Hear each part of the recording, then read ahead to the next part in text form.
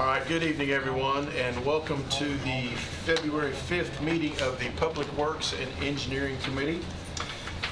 We will jump right into the agenda, and first item of business is approval of the minutes, and I would like to call on Vice Chair Steve Piercy for that. Chairman Cush, I have reviewed the minutes and I find them in order and I move for their approval. Excellent. We have a motion to approve. I'll need a second. Second.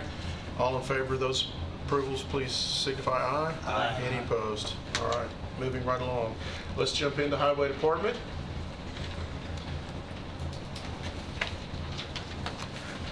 Buy some equipment.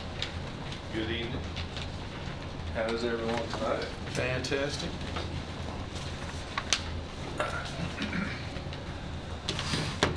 What I have tonight is a budget amendment to buy some new asphalt equipment. And we'll be moving money from our fund ending balance into our highway equipment line item, $68,714. Approved at the road board meeting yesterday morning. I'm here for your consent. Anybody have any questions for the Highway Commissioner? Is this replacing a wore out piece? We're replacing the older piece, Oh, yes. You're gonna sell the old piece or keep it? Actually, I was able to trade it in, Good deal. so it went quite well. That's the reason we're here tonight. I intended to do this in next year's budget, but the opportunity to trade in this machine came along, and so we went ahead and took the deal. Okay. Motion to approve his request. All right, we have an appropriate motion. Second. And we have a second. All those in favor of, I'm sorry. Oh, roll call, we're spending money. Thank you, Becky. Commissioner Dodd? Yes. Commissioner Jernigan? Yes. Commissioner Piercy? Yes. Commissioner Sereno? Yes. Commissioner Rather? Yes. Commissioner Cush? Yes. All right, that motion is approved. What else do you have, Mr. Brooks? That's all I have for you tonight. You are dismissed. Before anybody changes their mind. Yes. All right. Building codes report. Ms. Bell, you have the floor. Good evening. How's everybody doing? Good. Very well.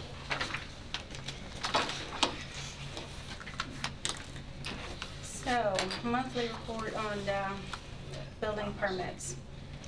We issued a total of 259 building permits in the month of January. 62 of those were single-family dwellings, which is almost double what we did in December. However, we did, as you all recall, adopt the 2018 code. So typically when we do an adoption like that, we see a little bit of a rush on getting permits. Even though there really was not that many significant changes this time, we did see a little bit of a rush to get permits. Total revenue for those permits was $96,404.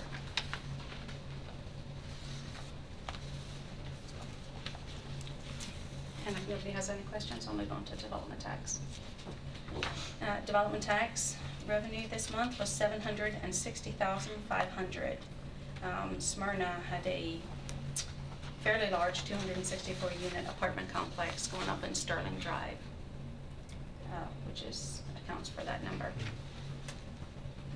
That appears to be, well, I was going to say July was a big month, but that is the second largest development tax of this fiscal year. Yeah, usually if we see somewhere in that something in that region, it's an apartment complex, either in the city of Murfreesboro. This is the first one in the town of Smyrna in a while, right?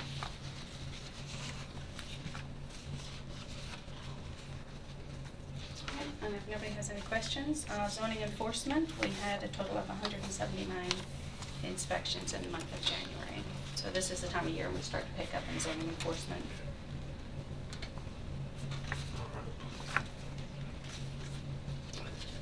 All right, and on your iPads, I did a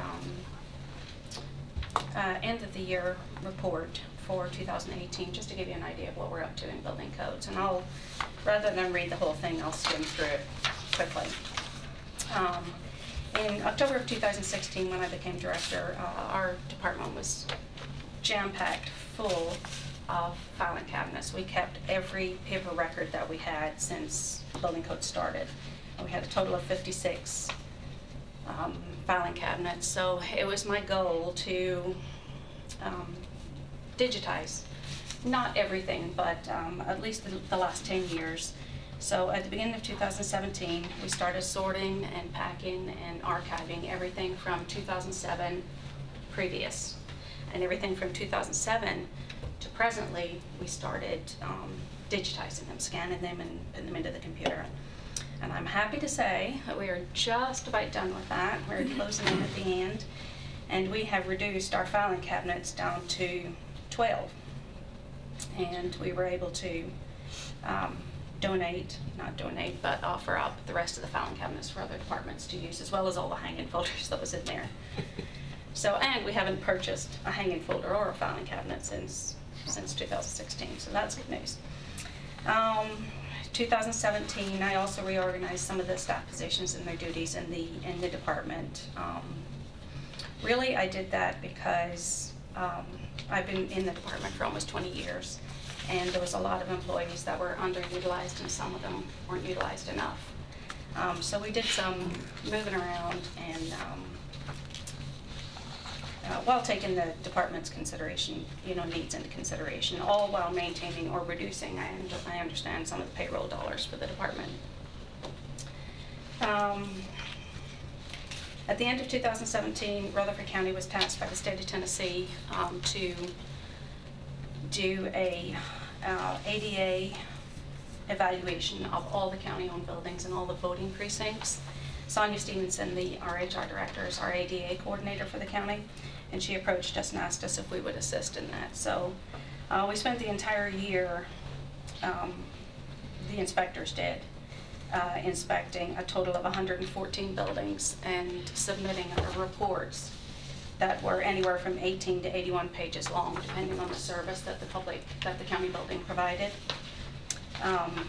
And then one of our permit techs input all that data into a spreadsheet for Sonia and turned it all in. And I really want to give a shout out to them because they really stepped up and did all that before the deadline in September. In conjunction with planning and engineering, we drafted the RFP for the new plans review, inspection, and permitting software. That, as you know, was bid out and ultimately purchased in June of 2018. Preparation for the installation of the software package began with our GIS and OIT departments in July, and then implementation of the software has since begun with both the planning department and building codes. We anticipate the implementation and the training to take some time and continue through 2019, but we're really hopeful that being live by the end of 2019 is attainable for us. We're really hoping that we can do that. So we will spend the better part of the year training and implementing that. In 2018, we also began the process of adopting the 2018 codes. We began that process in September, and as you all know, we adopted that last month in January at the county commission meeting. We established a continuation of operations plan for the Building Codes Department as we were tasked by Mayor Ketron. And then in December, at the request of the State Fire Marshal's office, we took over electrical permits in our department. We issued 732 permits, electrical permits, in the month of December alone. So that is keeping us busy. We were able to hire a part-time employee, as you know, for that position with the revenue that we collected for the electrical permits, and that's going well too. So a brief synopsis of what the Building Codes Department has been up to. We traveled over 92,000 miles. We completed 18,463 inspections. Total permits issued for the year was 3,161. 664 of those were single-family dwellings. Development tax receipts issued were 3,550. Now, not all of those were 1,500. Some of those were in the tens of thousands, depending on the project. If it was an apartment complex, we did it all in one receipt. Plans reviews completed was 27, and then, of course, electrical permits was 732 for December. And we're on track to do the same in January and February, the same 700. All right, very good. So if anybody has any questions? I do. I'll take less than an hour. On your inspections, you have citations issued, and then you say number of citations issued to environmental court, 36, if my math is correct. So those are citations that, basically a summons, you get this, and you're summoning them to court. Correct. Is that correct? But then you had, I think, 16 actual court cases. Are we talking total for the year? No, I'm just comparing those numbers. When you issue a citation, they go to court. That citation does not say you owe X amount of dollars. That's correct. It's a citation to environmental court. Okay, so you're sending them to environmental court, and so you had 16, I think, cases appearing in environmental court? If I had those up right. Oh, for the year, since No. July. Since July, that very Yes. bottom line, you had 16 cases So- appearing before court. Yeah, these are divided by month at the Right. top there. Yeah, I'm looking at from July Okay, to okay, January. yes. So what happens in court? Are they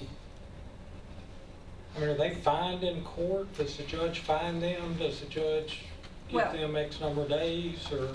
So we started, environmental court was established in June of last year.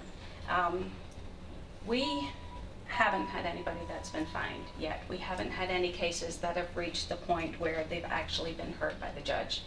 When we go to court, when we cite someone to court, it's typically the very last resort. We've already worked with them for 30, 60, sometimes 90 days. So our very last resort is, okay, we can't do anything else with you, we're gonna have to cite you to court. So we cite them to court. The first couple of months we were in court, it took us a couple of months to figure out that the DA automatically gives them 30 days. We don't even have a say in that. So a lot of our cases get pushed back 30 days, sometimes 60, and then again, sometimes a second and a third time.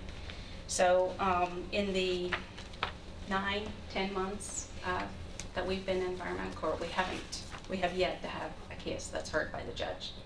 Everything has either been pushed back, or we've been fortunate enough that the first court citation has been enough to light a fire and kind of get them to clean up, and we've been able to work with them and get them cleaned up. But the ones that recur and we keep going back, the DA just keeps putting them back and putting them back, and so we find ourselves there every month with the same ones. So is it fair to say the environmental court is not really working like we would have hoped? It's not working like I would have hoped it. Yes, it's very frustrating sometimes to get to the point where we've decided we can't do anything with them, and we say we have no option but to take you to court, only to find that nothing happens in court. And that's becoming, they get to know that. I mean, that word spreads, and they know that when they get to court, nothing's going to happen. So it's frustrating. Well, my questioning came about because I received a call from, I don't know if he's a rep, he's not a senator, I think he's a rep, Charlie Baum. Somebody called him and he called me about a house on Jefferson Pike, and I actually drove out there and looked at it, and it didn't take me long to spot it. And then I got to thinking about out in Leanna, next to Smoking Ed's store, or whatever that is. That jungle's been going on for 40 years, at least. And what do we do with the environment? This may not be a public works thing, it may have to go somewhere else, but how do we change the system to, the only way that people are going to change behavior is to experience the consequences. If they just keep getting put off, there's no money out of their pocket, behavior's not going to change. We have no use for an environmental court or for them to even go inspect them. The committee will recognize Mayor Ketron. He has a comment. Hey, Mr. Chairman, we're aware of some of the frustrations. I think it would be fair to say that, Tanya, you have frustrations. I think Michael at Paul's is having frustrations, and probably Mr. Farley is having frustrations. All we're supposed to go to environmental court. We have, I've met with our attorney, asked Josh to reach out, and he's going to talk to Ben Bennett and see if the General Sessions courts, he can try to figure something out, because Michael's having the same problem with Paul's is that they get a citation, they've got problems with the DA and the court, same thing that Tanya's having issues with. And then they get in front of the judge whenever they do decide to allow one. And then the judge says, how long have you owned that dog? You know, or you seem to be a responsible citizen, case dismissed. So they're not representing our departments, and they're feeling frustrated to the point of where Paul's found out that yesterday, matter of fact, meeting with the General Sessions judges on their budget, that Paul's has been relieved of the environmental court, and so they don't even put him on the environmental docket anymore. So they just put them on the regular General Sessions judge, and they show up when they show up, and hopefully they can get in front of the judge. But they have to sit there, you know, for 5-6 hours, not being out on the road, working for, same thing. They're going to have to sit there. The judges are saying they're going to have to sit there like everybody else. So I think that we've got some issues we've got to try to work through and see if we can get, you know, back to the table along with some district attorneys and see if we can work this out, because it's frustrating for our employees. And I think it would be embarrassing to me, or I would be embarrassed for the county when I have someone who calls me about that very thing that Charlie called me about today. Sure. And for me to say, hey, we can do all we can, but I can't promise you that'll ever go away. Because it didn't in Leanna. They've been after that guy for, Mike probably knows, decades. Long time. Long time. And I don't want that to be the response. I mean, I have to be truthful with them, but that's a... Well, they're wasting our time. If she has codes infractions, wasting their time, why even have codes? Or why have rules and regulations on treatment of animals, you know, if you're not going to, if the judicial system's not going to enforce them. So I think we're going to have to sit down and try to work with them. We really, over judges, we have no power, you know, except for the budget. So it is being worked on? Yes, sir. Okay. This past week. Okay. We met with Josh McCrary, and he said he would try to help bridge that gap between for the county and see if we can work something out. All right, thank you. Am I correct in that, Mr. Sandlin? Yes, and I was just going to add too, you know, the director of Paul has actually come to public safety, asking to change some of the codes, to put teeth into the codes or change it. And really, we don't think it needs to be changed. We think everything is there that needs to be there. So we backed off of that and actually had Josh to look at some of those things. And I think it's just a court issue that we've got to get worked out, because they're, like Tanya just said, it's the last resort that our departments are writing a citation to court, because that is the last step that we want to take to our citizens. But when they don't feed the animal or water, you know, in 90-degree weather, whatever, don't take care of the animals, don't do the codes or abide by our codes of what we have on the books, there's no other choice but to cite them to court after giving them a notice of violation of what the violation is, and then send them to court if they're not going to abide by the codes. That's the last resort. So it's left in the judge's hand then to, you know, give them the penalty, the fine, give them the opportunity to clean up. We've already been through that, and given them to clean up or take care of the animal or whatever it is. And now we're like, okay, they've drawn a line in the sand, our departments have drawn a line in the sand, this is where we are, this is what we're having to enforce. And we need the backing now of the judges to actually hold their feet to the fire and make things happen. And give them a consequence. That's exactly Instead right. of, you dressed real nice, must be a great guy, dismissed. Yeah, so there's that. Long story short, environmental court doesn't seem to be working. So something else has got to happen. But it's being fixed, trying to be fixed, Well, worked out.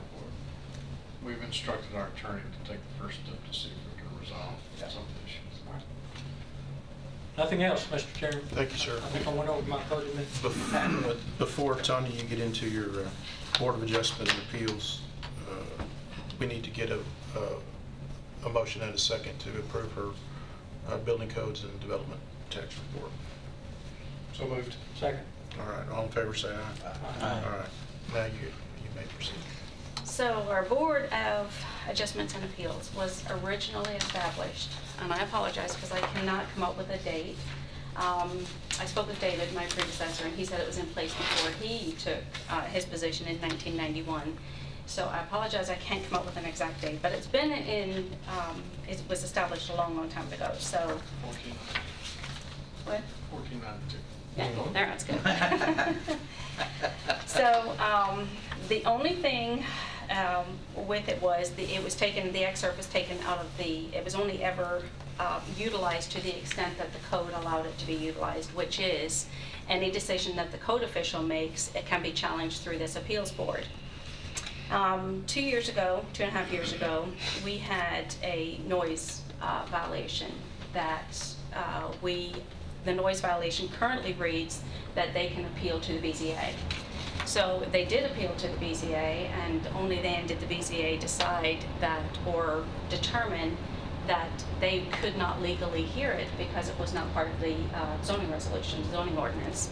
So therefore, it wasn't their place to hear the appeals to it.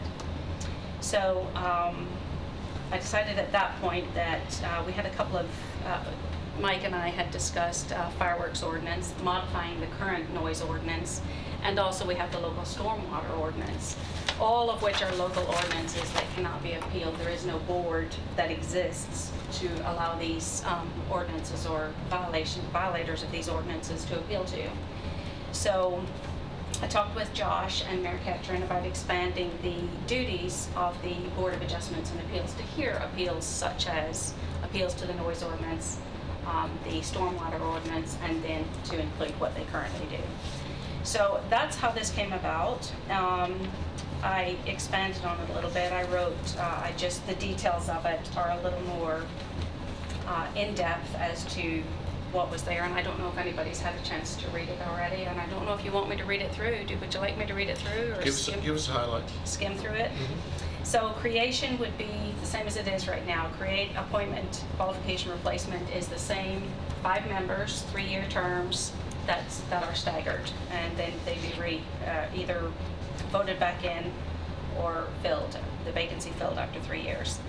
The board shall elect a chairman from its board that will serve 1 year at a time, and then after that 1 year, a new chairman or the same would be re-elected. Meetings shall be held monthly. Currently, we have meetings as needed, but one mandatory, one a year.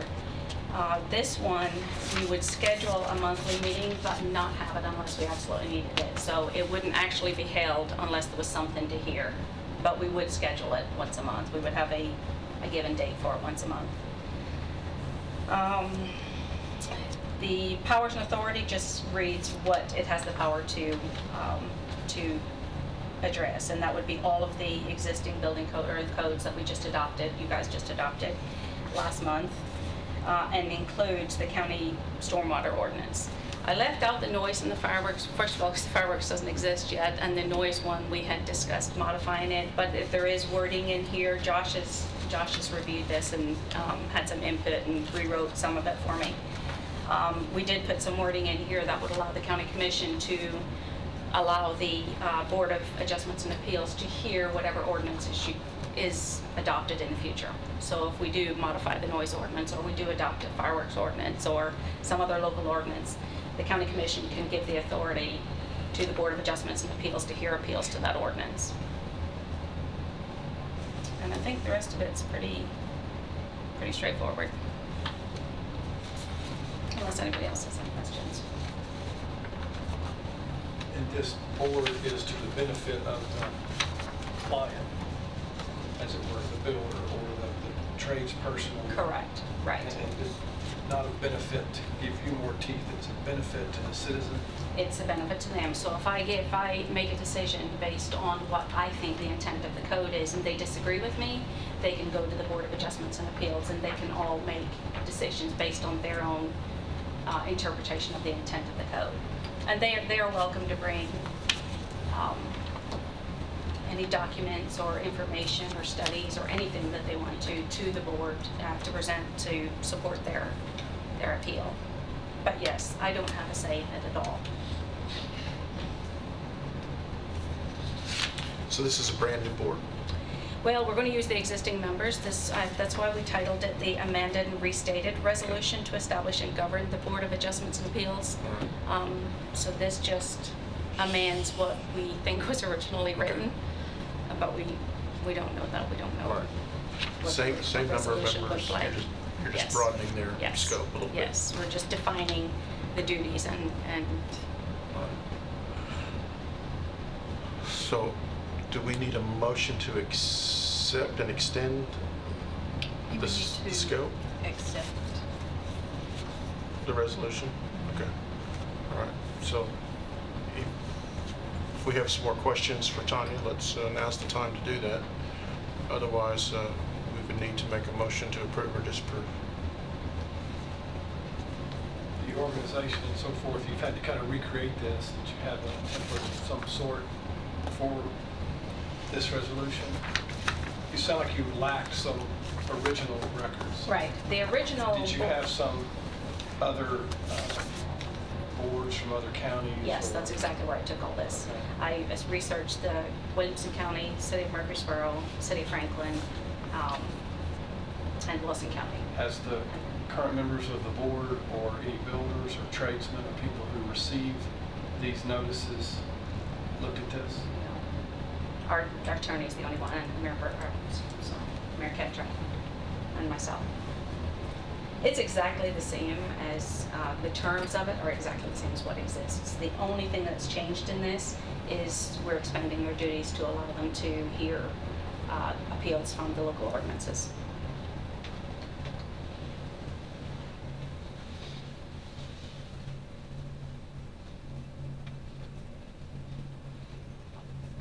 Any other questions? Motion to approve. We have a motion to approve and a second from Shanto. All those in favor for this resolution, please say aye. Aye. Any opposed? That motion carries. Thank you, Tanya. So on the, you mentioned your electrical inspector, and I went to the back door of your building the other day, it was locked. And understand that there's only a thumb knob on the inside, so if today I was up there, if I wanted to go out the back, either one, I would have left it unlocked behind me. Or in an emergency, it would be unlocked, and you, and I, as a We codes actually- person, are y'all gonna get that? Yes, we emergency? actually have a mag lock. That's just temporary. We have a mag lock, and they just came and ran the wiring last week, where when you walk up to it, it'll sense that someone is there and it'll automatically open, and then it locks when it Okay, closes. okay. So you need a So key to it'll get lock back behind. in, Okay, but you that's need. cool, but just so long as it locks behind whoever. Yes. If you need it locked, I mean, I don't know. Well, that back door has always been a bit of a security issue with us. We have our offices, our building inspector's offices are in the back there, and that's where I was for about 10 years. And we had homeless people would come in, venture in that back door, and just huddle in that corner just to stay warm in the winter. And we had people looking for city court, and we had all kinds of people just wandering around in the back. So it's always been a security issue. But the electrical office was back there, so we had to leave it open. It never really was a public access because it's got steps, so it's not ADA approved for public access anyway. It really could just be used as a staff entrance and exit. Thanks. Mr. Chairman, Tanya has allowed us to, she's reworked some of her staff as well, so we're freeing up an office space right next to that back door. And the police precinct, Murfreesboro City Police Department is moving 2 with 1 supervisor, Murfreesboro City Police, into that first room on your right, coming in the back door. Since they moved off of the square over to Highland, they wanted a presence, so they came forward and asked if we had any small space we could allow them. So they'll be moving in there, I think, this next week, and they'll be patrolling the parking garage, our part of the parking garage as well, the library, the downtown area for the merchants. So I think it's going to be a good fit for them. Excited. Thank you. Mr. Hughes, Planning and Engineering Report. Yes, thank you, Chairman Cush. Commissioners, Mike Hughes, Rutherford County Planning and Engineering Department, and I have bad news and good news. The bad news is Doug is sick, and I will be pinch hitting for him tonight. Zoning reports are not my forte, so forgive me if I garble the message, but we had 3 things on the Planning and Engineering Report. The first one is the presentation of available lot inventory through January 2019. Since one of the bad things is that Doug's out sick, he didn't have a chance to finish the report, so he said if we could, he would have 2 reports for you next month on that. So we'll skip that. The next item on the our report, we had 2 rezonings in the January 14th, 2019 Planning Commission meeting. They were both approved. However, one was withdrawn going through to the County Commission because the developer would like to rework and redesign. That was the Jim Hyson for Land Ventures on Highway 96. So he's going to bring that back, and that will have to go back through the Planning Commission and start over with its redesign. So what we have for you tonight is Teresa Robertson, case number 18A002, and that is at the corner of Low Lane and Highway 99, Rockville area. It's in Commission District 8, Commissioner Reed's district. What they are requesting is going from residential medium density to commercial services. And what commercial services would allow is a wide range of commercial uses concerned with retail, trade, and consumer services, amusement, entertainment establishments, automotive, vehicular service establishments, transient sleeping accommodations, eating, drinking places, financial institutions, and offices. So all the zoning around it is currently residential medium density as well, and they are proposing to rezone only a 2.14 acre tract that was recently carved off from the parent tract back in November. The Rutherford County Comprehensive Plan shows that this location is being included within the suburban belt character area. The suburban belt areas are recommended to include both residential and non-residential uses. The non-residential uses are contemplated within the suburban belt character area and along an urban style corridor such as Highway 99. The staff feels that this request would be consistent with the recommendations of the comprehensive plan. And as I mentioned, it's right on the corner of Low Lane, which is two-lane undivided collector, and Highway 99. Low Lane is not currently on our long-range transportation plan for improvements, but Highway 99 has been identified to be widened to 5 lanes, and that would be done through the state since it's a state highway. The utilities, there are 2 water lines in the general vicinity, one directly adjacent to the property, a 12-inch water line by CUD, and also I think a 6-inch cross on Low Lane that could serve the development. There is a fire hydrant right at the corner of Highway 99 and Low Lanes to provide fire protection for the property. CUD did not have information on the flow and pressure for that hydrant because they're building a new fire tank in Eagleville, which will help the pressure and capacity of this fire hydrant. Stormwater, it's not within the 100-year floodplain as designated by FEMA, but we would look at any improvements to the property through planning and engineering through a site plan approval, and would have to manage all stormwater through our departments. Schools are not applicable because this would be a non-residential use for this property.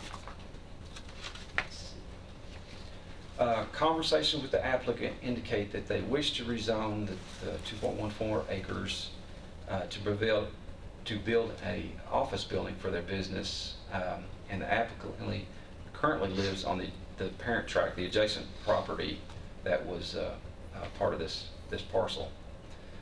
No concept plan has been provided at this point. The closest non-residential zoning district is along Highway 99, just to the southwest, a quarter of a mile. It's the Triton business down there. And the closest non-residential zoning to the northeast is about 1.5 miles away. Staff felt that the commercial uses were contemplated in the suburban belt character along with urban style corridors. The applicant has identified the area to be rezoned and has separated it by plat, as I mentioned earlier, and has utilities. The plat indicated that there was enough soil for a 3-bedroom house, so that should be sufficient for any commercial use on the property. And staff feels that this request is consistent with the comprehensive plan and recommended approval. And this was approved at the Planning Commission meeting with an 8-4 and 0 against. And that's all I had on that. Thank you, Michael. That topic. Any questions for our county engineer? They live right here beside it. in the large house. Yes, sir.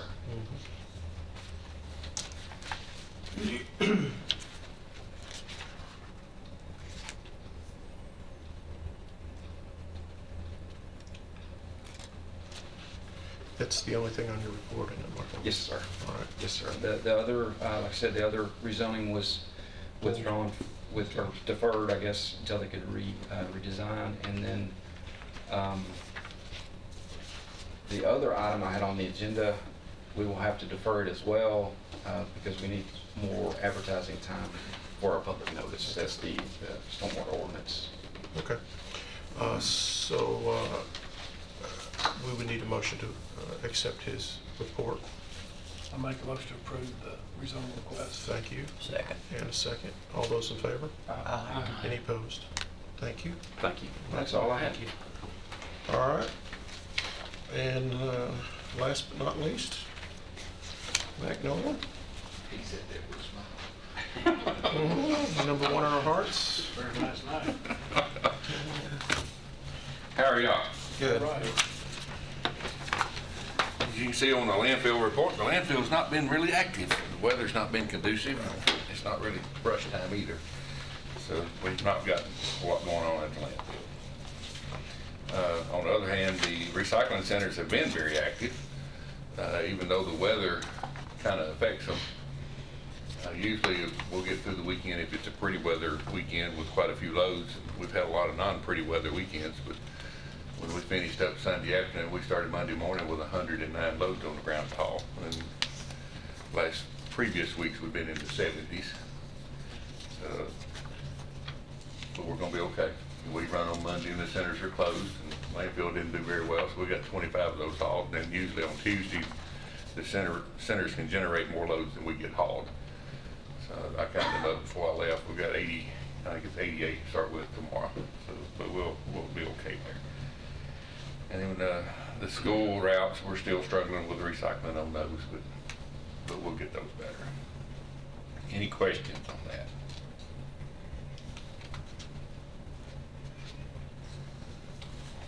Any questions for Mike? If we won't, we'll just go ahead and ask for a motion to approve that part of the report. Motion to approve. And we need a second. Second. All those in favor? Aye. And that's no opposed, no opposed. Thank you. Okay, we need to discuss the Rockwell location. During the Christmas holidays, of course, trash is a lot heavier, and people are trying to get rid of a lot more stuff than they're accustomed to. And I don't know if y'all got very many phone calls, but we had a lot of phone calls about sitting in line and waiting out in the street. Mayor Catron and I had discussed that, and last month, if you remember, we showed you a site plan, leaving the store in place and building the center around it. If you remember, Public Works Committee was the one that moved building the center there to Leanna. So we need to start the process to proceed on and build that center in that location, but we'll still need to go through property management, then get that set back up again. Property management wanted to move it. So any discussion on that?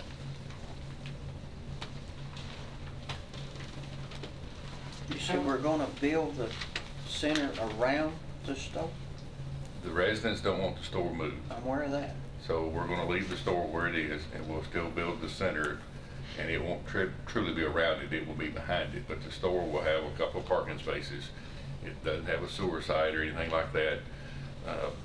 Currently, it doesn't have any electricity to it either, I don't think, right now, but we'll fence it off separate from the center, and the center entrances will be on either side of it as far away as we can get for site safety, and just build the center that's similar to what we had planned. Remind us what's the process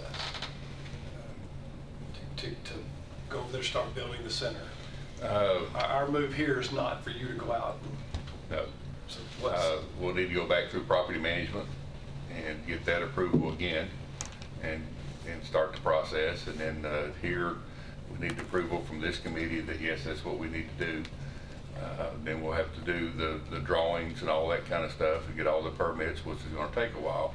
The current center has some grant funding with it, $100,000 grant funding, which is 100% match. We have to spend $200,000 to get to $100,000. The containers and compactors and the fencing will take up more than that $200,000. I checked with the contractor. We did a bid for the containers. The way we did bid most of our things, it's a 1-year bid, and it expires April 14th.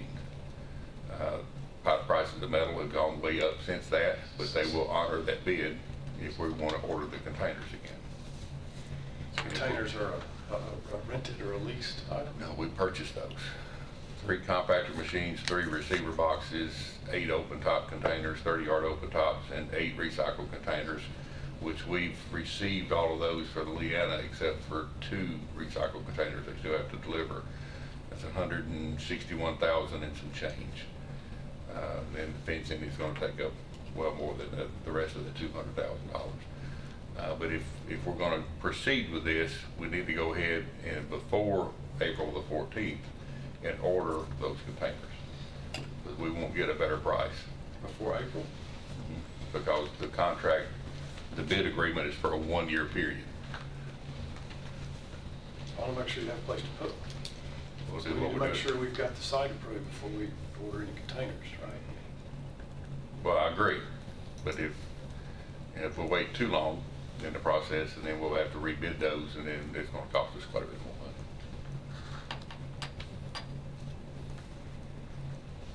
Now, the other thing that we can do to save a little bit This of will money. take you 3 months to get. Containers. You got to get to property and then back to here and then the budget. So you're 2 or 3 months, aren't you, before you could? I may be Just asking questions, why does it need to come back here after it goes to property Property management? management. I'm just, this committee approved it. You just need, we've already, didn't we approve We it? approved a concept The concept. last month. Well, I think the site was approved last year before I got here. And they just deferred to take that grant and went out to Leanna. So that was, from the previous commission, it was approved to go there, and they chose not to.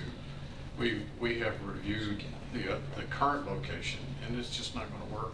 The fire department building out there and talking to Mr. Farley, it's not even really usable anymore because the equipment that the fire department has is too large for the garage areas to even back into. And the current location, Commissioner, it's your district, it kind of is an hourglass, correct? We played around with every different type of scenario to keep it at the existing location. It's just not making sense. I don't think that this commission would want to go purchase another piece of property when we have the one currently purchased across the street, which is the proposal now. And I think we'll make it just as nice as the one in Leanna. That's why the larger expense in the fencing, to where it's not offensive. It's, you know, privacy fencing with a lot of heavy landscaping. We'll have, I think we talked about. We had 3 options for sewer system. Yeah, 3 options on that. Michael had worked with us on that, and as far as having that on site as well. But it's a good size to handle the growth that's coming, because as we know, as soon as that new high school opens up, the growth is going to be there. And that's probably the best location to put this. So what are we making a motion? We're making a motion to reapprove what got approved, what, a year ago? And then we did it again a couple meetings ago? We looked at a plan of how we can, not everybody's gonna be happy with that plan. Yeah. The ones that wants the store not to be moved, they get what they want. Now, they don't want the center behind it, so they don't get that part of it, but the store stays. Well, either way, we're not gonna please everybody. No, and then as far as solid waste is concerned, the store's gonna be in our way, so we're not getting what we want there either, but at least we get a better center that's where we can service the residents.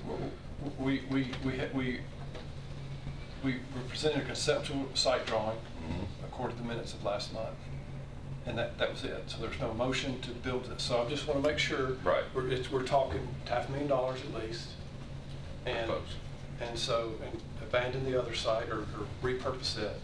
And so I just want to understand clearly if we're anticipating to make a motion. So I'm back to my original question. Where do we go? How do you get a site approved? We've got a site approved. How do you get permission to get a set of plans done? It costs you $65,000 plus to get your plans done. What's the next step for you? Property or here? Well, I think here we have to approve his request for plan for budget. Correct. Right. And perhaps even for the containers. We won't have to do the containers till next month. I'm not asking for that tonight. Okay. We need to do it before April. We can actually wait till April to approve container purchase if we choose to. Can you have the paperwork all done between then and April? Paperwork's already finished. All I have to do is pick up the phone and say, Mike, I need to duplicate that original order. Now, I'll preface to that with grant funding helped us buy those. So on this one, we may not want to purchase a $30,000 compactor machines. We have some at the landfill that we've taken out of service, but the skeletons are still perfectly fine. And we can have those rebuilt, new cylinders put in them, new power plants put on them, and all new controls, and probably have 3 of those rebuilt for the cost of 1 new one. So if that happens, that would save us $60,000 right there on that purchase. All right. That would be our preference. And as far as the resident, once they're rebuilt and painted, it'd be hard to tell the difference from that one and a new one. And it would still do the same service. So getting back to Commissioner Dodd's question. Talking about a timeline, is that kind of what you're looking at? What are the steps to? Or this committee needs for you to approve, reapprove the idea that you're moving the convenience center to this location across the street. That's the first thing we need to establish. Right. And then, do you then need approval to get concept drawings, site drawings, engineer drawings done out of your budget to get that committee needs to approve? This committee needs to approve that. We can approve that, and we will need to approve that, but not at this time. Okay. We need to get permission that from you, that we can go to property management and get their blessing that yes, you can put a convenience center there. If they say no, we can't go there, then we're done. And then from there, we've got some experience at Leanna that we're still working through. We're not all the way through it yet, but we'll have some more budgetary numbers. We don't have any money in our budget for this, so we'll have to do budget amendments all the way through for it. Fund the design. So just fund everything. Well, you gotta start with design. I'm Yes. just- Right. Yeah. just- The- The concept drawing that you saw can be tweaked, and I've already talked to him about tweaking that a little bit, because leaving the store where it is takes up some space that we needed. So there's an area, if you're standing on the street, looking at the store, looking behind the store, that we have left off as a low spot. There's a wet weather conveyance on past that, so we're gonna need to recapture some of that low spot, just so we have enough surface area to do everything that we'd like to do and have the spacing for it. So that would be some redrawing of that. And then, of course, you still have to go through all the permit stages and everything else. So, starting now, we'll be well into next year's budget before we complete the process. If we started now, I doubt we'd have it ready by Christmas. So I think I understand. This committee, he's looking for this committee to give an approval that we're in agreement with the idea to move the convenience center across the street to the property that we own, and then move that motion to property management for their approval and discussion. Now, at that point, they may have their own thoughts on what to do with that store, but that's out of our hands. That's in property management. Does that sound about fair enough? Okay. And any budget things will come later in other meetings in terms of purchasing equipment or design concept. All right. The only bid that we have in place that would apply to that would be the container bid right now. Some of the fencing and other that it won't be the same footage, so we'll probably have to rebid all that anyway. Okay. All right. I'll make that motion. Wait, before we vote, Okay. do I have to suspend the rules to ask Mr. Reed a question since he's in the audience? We could be formal, sure. As a commissioner, we often don't have to do that, but let's be formal. I'd like to suspend the rules and ask Mr. Reed a question. Well, you have a motion on the floor, so do you either get a second or does he pull his motion? I'll rescind my motion until Okay. Commissioner. Thank you, Commissioner Rather. All in favor of suspending the rules for Commissioner Reed to speak? Who was his second? There was no second actually on the motion, I don't believe. But, To to suspend the rules? No, we're waiting for it. Second. Oh, yeah, second. Thank you. Thank you. You're recognized. My question was, since it's your district, are you all good with what's fixing to happen there? Do you think that's the least of the evils to work the best? I like the way you put that, least of the evils. From the experience we've had over the last few months, and from the messages I get on my phone every weekend, yes, I like what Solid Waste has drawn up. He has worked, I think, with all parties there. The structure is still sitting where it was. It's not to be moved. And then we still place the convenience center there to get more space. I got a call just today of individuals wanting to do something with cardboard. There's no place to do it. I suggested that he go to Rock Springs or Eagle. I've made a lot of those suggestions lately. People call quite upset, and I just tell them, I said, won't you try going to Eagle or Rock Springs until we get this matter straight.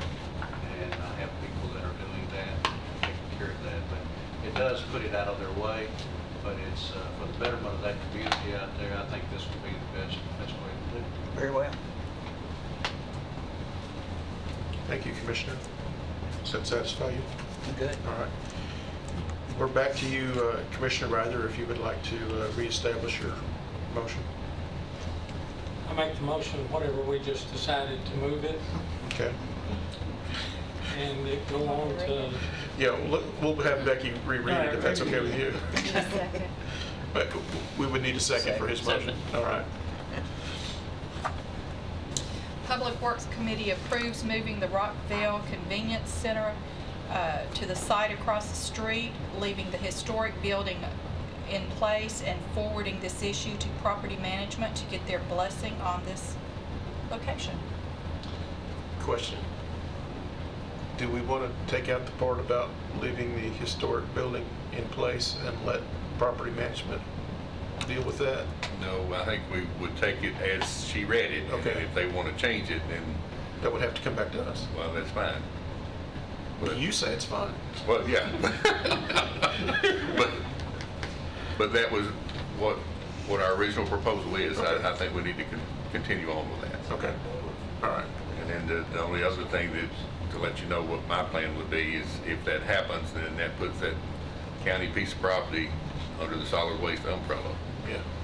And then we would find money in the budget and we'll tear that back part of the store off that's falling off anyway, that was not part of the original store to begin with, and close that back wall up, and that's all we're gonna do to it. Okay. We're just gonna stop it from getting worse. We're not gonna make it any better. Yeah, it's a hazard. All right, so you've heard the motion. So let's vote on the motion. All those in favor? Aye. Any opposed? That's a unanimous. Please show in the minutes that that was unanimous. So, all right. Mac, moving along. Have a resolution for you tonight, and let me explain why we'd like to do this resolution. There's a lot of recyclable commodities out there that's not being captured. And right now we have a recycle truck that doesn't have a route on Thursdays. The schools are going to be adding 3 more schools next year, which we're probably going to have to add another truck to take care of trash. So if we're going to wind up with 3 trucks on the street, parts of 3, all 3 trucks, one truck, a trash truck actually run every day, and then the other 2 trucks will run partial weeks. So this would help fill in those weeks. And it would be for cardboard and paper only, not a single stream commodity. We intend to provide the container with lock bars and keys and locks on them, and go to the businesses and the governmental agencies. I've already got a couple of our government offices on board with it. Once we get up and running, we'll have containers there and service those. The government offices will not be charged. The businesses would be charged. Either the government office or the businesses, if they contaminate the product 3 times, and then they lose their service. We'll move on and find somebody else to service. We're looking to have a good, clean, quality commodity that has a good price. We ran a test run several weeks ago, picked up 17 tons worth of commodity, brought a little over $600. Took 8 hours to run the route. Cost us $103 an hour to run the truck. So that's $824 to run that truck. So we need to come up with $224 to break even. So if we charge the businesses, our intent would be to use that money to break even. Finance director said we need to do a billing process if we're going to set up one for that, which would have to go through those motions to get that going as well. But our landfill scale operator could take care of the billing process. Any questions on that? How big are these containers? 6-yard containers. You have a cardboard route and a paper route so that they're not contaminated? No, the cardboard and paper would be combined together. That is a single stream. It's called a dual stream. Dual stream. Are they separated somewhere else? Yeah, once they get to the paper house, they'll separate them. So where is it determined whether the load or what you pick up at a particular site is contaminated? The driver. The driver at the point of pickup, he determines. Yeah, if what he can see from the top. A lot of the school containers, or most all of those, are 8-yard containers. And 8-yard containers have a sliding door on each side, and then the folded open tops. These containers don't have any doors on the side, just the top. So his only opportunity is to look in the top and see if it's contaminated. If he thinks it is not and dumps it, our trucks have cameras that he can see what's falling into the hopper, and then he can see the contamination at that point. It's too late, it's already in the load. Yeah. What happens with us now on our single stream route is he continually watches that, and if he doesn't see very much, we try to recycle that load. If it sees quite a bit, we just take it on the landfill. Okay. So he makes that judgment call? Yes, yes. Okay. And if we pick up a private enterprise, would we be adding routes or increasing routes? We'll be increasing our service area, because currently we do county schools, city schools, and some county buildings with front loader You trucks. see a gap or a opportunity for your current drivers and equipment? The to pick up? private industry, there was one that was doing this service at no charge, and contamination factor was terrible for them. That's the reason we're looking at lock bars. And they weren't getting any profit out of it, especially with a lot of contamination, because they're having to pay to get rid of that stuff. So they're discontinuing that route. The trash companies provide a service similar to that at a large amount of money, somewhere around $350 a month. My thought is if we'd charge $25 per dump. That way, if you're a once-a-week customer, that's going to cost you $25 a week, and depending on the month, 4-week month would be $100 or $125. That's where our billing process would come in. A lot of the customers, I really don't think they're going to go every week. A lot of them will be, every other week services. Some of them will be every third week. Our paper in our centers, we're running that ourselves. We have four convenience center or recycle centers that we have to run once a week, and then about half of them every other week, and then the other half once every 3 weeks, just depending on the size of the center. The two busiest centers for paper, we have a roll-off container there, Weekly Lane and Christiana, or Rock Crusher. And the reason we put those in is they would fill up over the weekend. There's no service for that over the weekend because we don't have front loader trucks on the street, but we do have roll-off trucks.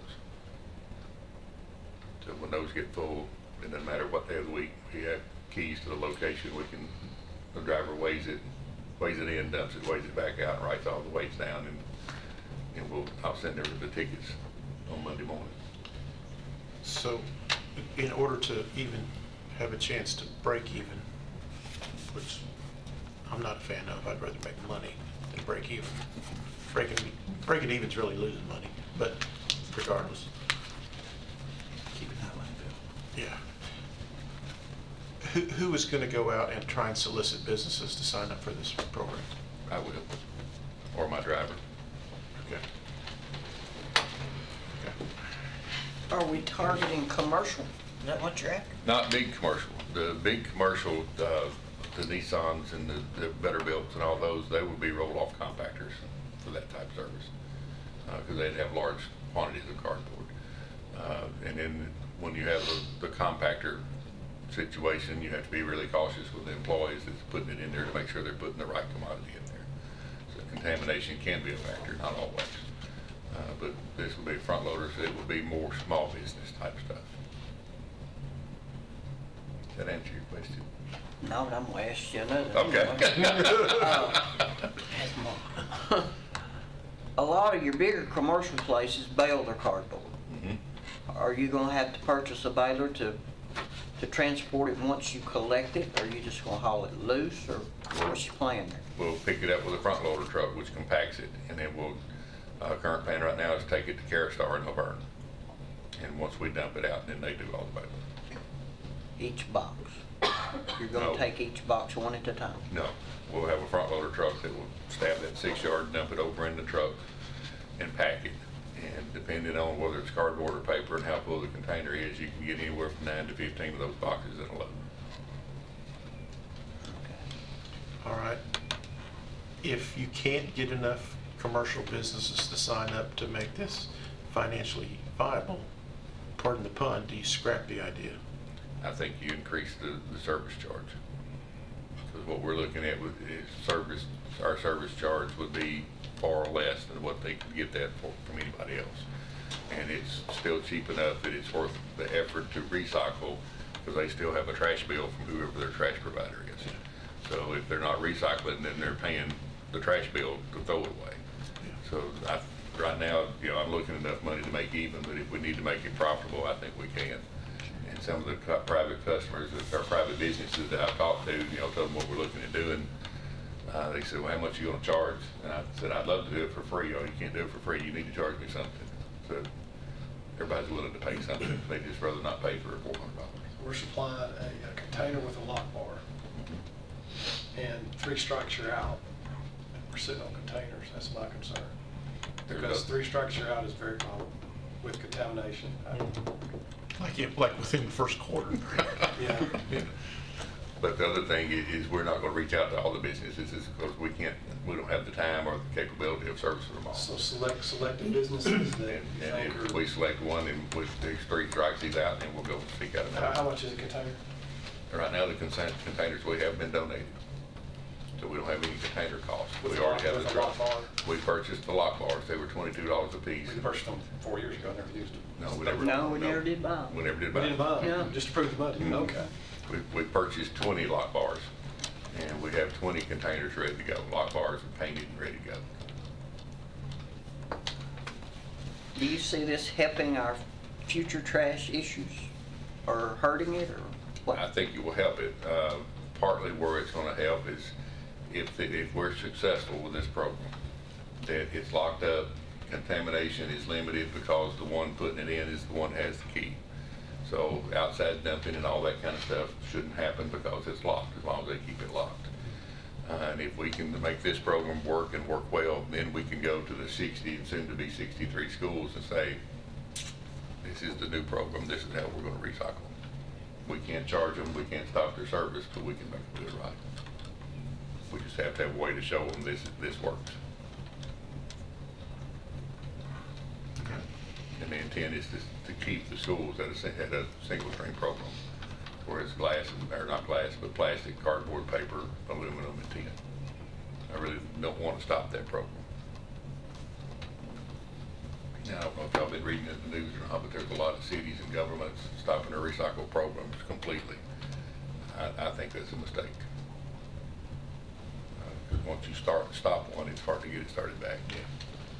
Just like our glass containers in our centers, we still have glass divided, clear and colored. The industry now has changed where it doesn't matter. When we empty that container, it's all in the same pile. Right. Yeah, but we want to still keep it separated because that's going to change. All right, any questions for Mac?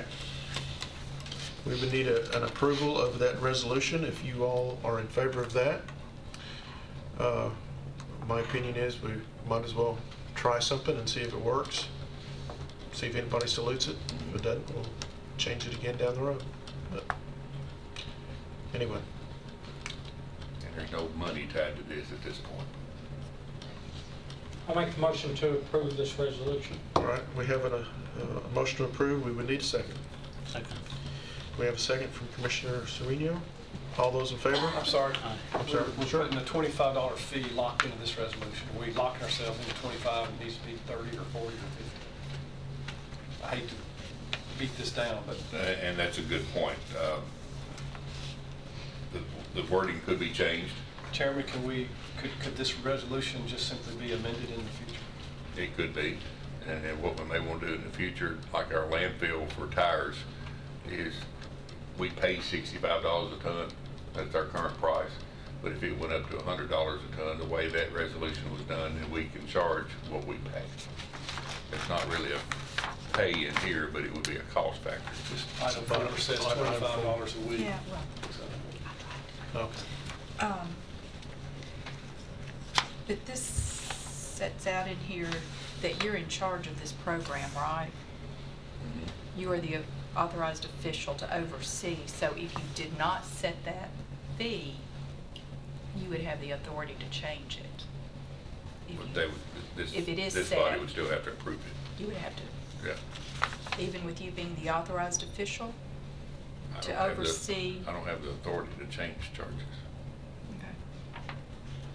Or could we say something like a minimum I mean, $25? yeah, it's in here as a well, the resolution can be changed after we vote on it. I think we just started with this right now, and then with that figure in there, it may have to go on the budget, but. Okay, I'm all right with it. We can always amend. Okay. Thank you for letting me. Yeah, bring sure. that up. That's a good point. Thank you. Did we do it all in favor? I interrupted it, yeah. Okay, all in favor? Aye. Any opposed? All right, thank you. Do you want this to go to budget? Do you want this to go to budget? I don't think I it don't needs know to that go it has just to. yet. because of the fee in there, it will have to go at some point, but we don't have a billing system set up yet either.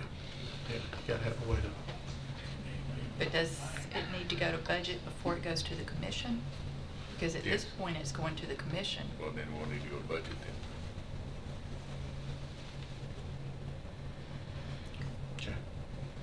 Okay. Here, we all clear on that? All right. Mike, do you have anything else? No, sir. Okay, don't leave it. Okay. This brings us to any other business. Does anybody have anything? I do not. I have a couple of things. I see the mayor has stepped out, so, I don't know if you would. well, will you relay a message or two for him? Okay, sure. All right. Our next meeting is March 5th. So there's a lot happening between now and then. One will be the travel out west to view several different technologies for solid waste. So we anticipate that at our March 5th meeting, we will have some kind of report to this committee on your findings and observations. So Absolutely. that's item number one. Yeah. Item number two is, Deputy, that the last quarter of October, or last quarter of 2018, this committee charged the mayor to reestablish the SWAG, the Solid Waste Authority Committee, to reassemble, maybe not the full-blown one that we had in 2017 and 2018, but to reestablish that SWAG committee. We would like to get an update in March also as to his thought process on that, and just get an update on his intentions. Okay. That's it. And he can certainly tap into anybody here in this committee for assistance and guidance on anything we're after. All right, any other comments, questions? Pancake breakfast, anything like that? All right, this meeting is adjourned. We'll see you March 5th.